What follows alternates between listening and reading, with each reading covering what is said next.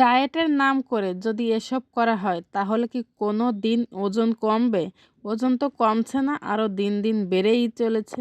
৩ বোন মিলে ডায়েট করছি, তাই সন্ধ্যা হয়েছে, একটু হাঁটাহাঁটি করতে যাচ্ছি। তো হাঁটাহাঁটি করতে করতে অনেক দূর চলে গিয়েছি, গিয়ে দেখলাম একটা কফি শপ। এত আলোর ঝলকানি দেখে না গিয়ে আর পারলামই না। হ্যালো এভরিওয়ান, শুরু করছি একটা নতুন ভিডিও। আশা করি ভিডিওটি সবার অনেক বেশি ভালো লাগবে। আর যদি ভালো লাগে তাহলে অবশ্যই একটা লাইক, কমেন্ট, শেয়ার দিয়ে পাশে থাকবেন। আর পুরো ভিডিওটা জুড়ে আছি আমি লিপি। তো কফি শপের ভিতরে ঢুকেই যে দোকানটা দেখলাম, ওখানে গিয়ে আগে দেখছি কি কি আইটেম এখানে আছে।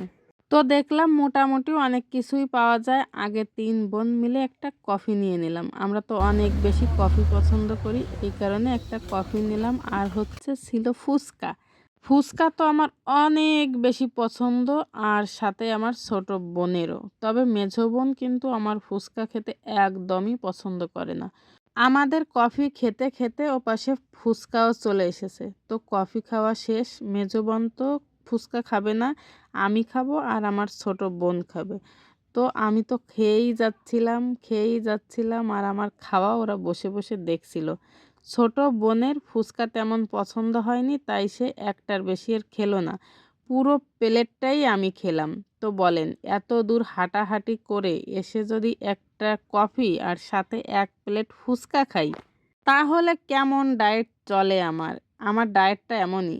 আজ খাবো না, কাল হয়তো দেখা যাবে যে পেট ফুলে যাবে খেতে খেতে। মনে হবে যে আজকে না, কালকে থেকে ডায়েট করব। এই হচ্ছে আমার ডায়েট। আর ওরা সেই কফি খেয়েই বসে আছে।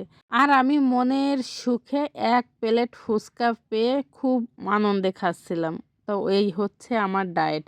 ওরা কিভাবে নিজেকে কন্ট্রোল করে বসে আছে আর আমি ওদের সামনে বসেই ফুচকা খাচ্ছি। আমি তো আমার ডায়েটের নাম দিয়েছি ডায়েটের নামে ধোঁকাবাজি। আপনারা কি বলেন? এটাকে ধোঁকাবাজি বলে না? তো খাওয়া দাওয়া শেষ, বিল দেওয়া শেষ। আমরা একটু চারপাশ ঘুরে দেখলাম, তারপরে এই যে বাড়ি চলে আসছি। আর হাতে ছিল আমার ছেলের জন্য একটা পার্সেল। ওর জন্য একটা বার্গার, একটা চিকেন ফ্রাই নিয়ে যাচ্ছিলাম। কারণ আমরা খাচ্ছি আর সে বাড়িতে বসে আছে, এটা তো আমরা কেউ মেনে নিতে পারছিলাম না। আরও বারবার আমার ছোট বোন আমি বলছিলাম যে আমার ছেলেটাকে নিয়ে আসলেও মনে হয় অনেক বেশি ভালো হতো। কিন্তু তাকে তো আমরা বলে এসেছি আমরা হাঁটতে যাচ্ছি। আমরাও যে এইখানে ঢুকে পড়বো এটা কখনো কল্পনাই করতে পারিনি। টাকা পয়সাও আমাদের কাছে কিন্তু ছিল না, কিন্তু ভাগ্যটা এতই ভালো যে ফোনের পিছনে কিছু টাকা ছিল। আর যে পরিমাণ টাকা ছিল তাতে আমাদের সব কিছুই সুন্দরভাবে হয়ে গেছে। তো এই যে ভ্যানে করে বাড়ি আসছি, আর হেঁটে আসলাম না।